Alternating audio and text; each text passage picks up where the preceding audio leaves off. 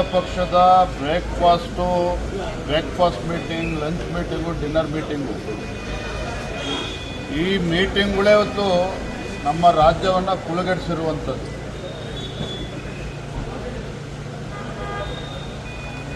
ಪದೇ ಪದೇ ಕಳೆದ 3-4 ತಿಂಗಳುಗಳಿಂದ ಡಿನ್ನರ್ ಮೀಟಿಂಗ್ಗಳನ್ನು ಮಾಡಿಕೊಂಡು ಇವರ ಡಿನ್ನರು ಲಂಚ್ ಮೀಟಿಂಗ್ ಭರಾಟೆಯಲ್ಲಿ ರಾಜ್ಯದ ಆಡಳಿತವನ್ನು ಸಂಪೂರ್ಣವಾಗಿ ಮರೆತಿರುವಂಥದ್ದು. ಇವರ ಡಿನ್ನರ್ ಮೀಟಿಂಗ್ಗೆ ಇವತ್ತು ಕಬ್ಬು ಬೆಳೆಗಾರರ ಹೋರಾಟ ಇವತ್ತು ವಿಕೋಪಕ್ಕೆ ಕಾರಣನೇ ಅವರ ಡಿನ್ನರ್ ಮೀಟಿಂಗು.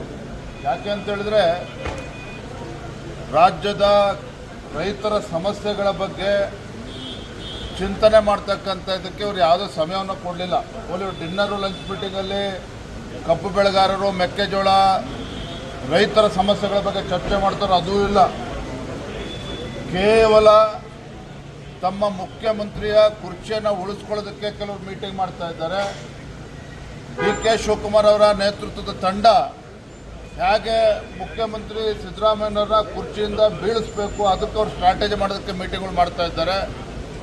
ಇದರ ನಡುವೆ ಆಡಳಿತ ಯಂತ್ರ ಸಂಪೂರ್ಣವಾಗಿ ಕುಸಿದು ರೈತರು ಬೀದಿಗೆ ಬರುವಂಥ ಪರಿಸ್ಥಿತಿ ನಿರ್ಮಾಣ ಮಾಡಿದ್ದಾರೆ. ನಾವು ಬೆಳಗಾವಿ ಅಧಿವೇಶನ ಪ್ರಾರಂಭ ಆಗುವ ಮುಂಚಿತವಾಗಿಯೇ ಸ್ಪಷ್ಟವಾಗಿ ಹೇಳಿದ್ವಿ, ಒಂದು 10 ದಿನ ಮುಂಚಿತವಾಗೇ, ಕನಿಷ್ಠ ಬೆಳಗಾವಿಯ ಚಳಿಗಾಲದ ಅಧಿವೇಶನ ಹೋಗುವ ಮುಂಚಿತವಾಗಿ ಆದರೂ ತಮ್ಮ ಈ ನಾಯಕತ್ವದ ಸಮಸ್ಯೆನ ಬಗೆಹರಿಸ್ಕೊಳ್ಳಿ. ಮುಖ್ಯಮಂತ್ರಿ ಕುರ್ಚಿಗೇನು ಕಾಳಗ ನಡೀತಾ ಇದೆ, ಇದು ಕಾಂಗ್ರೆಸ್ ಪಕ್ಷದ ಆಂತರಿಕ ವಿಚಾರ ಅಲ್ಲ.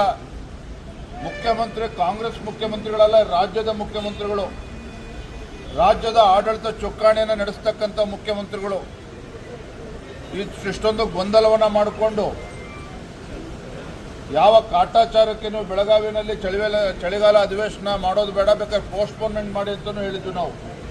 ಮುಂದೂಡಿ ನೀವು ನಾಯಕತ್ವದ ಗೊಂದಲದ ನಡುವೆ ಚಳಿಗಾಲದ ಅಧಿವೇಶನ ಯಾವ ಪುರುಷಾರ್ಥಕ್ಕೆ ಮಾಡ್ತೀರಿ, ನಾಯಕತ್ವ ಗೊಂದಲವನ್ನು ಬಗೆಹರಿಸ್ಕೊಂಡು ಆಮೇಲೆ ಬನ್ನಿ ಅಂತ ಹೇಳಿದ್ವಿ, ಅದನ್ನು ಕೂಡ ಕೇಳಿಲ್ಲ. ಇಲ್ಲಿಗೂ ಬಂದು ಈ ಡಿನ್ನರ್ ಪಾಲಿಟಿಕ್ಸ್ ಮುಂದುವರೆದಿರ್ತಕ್ಕಂಥದ್ದು ನಿಜವಾಗ್ಲೂ ಕೂಡ ಈ ನಾಡಿನ ಜನತೆಗೆ ಮಾಡ್ತಾ ಇರ್ತಕ್ಕಂಥ, ಪ್ರಜಾಪ್ರಭುತ್ವಕ್ಕೆ ಮಾಡ್ತಾ ಇರ್ತಕ್ಕಂಥ ಅಪಮಾನ ಆಯಿತು ಕಾಂಗ್ರೆಸ್ ಪಕ್ಷ.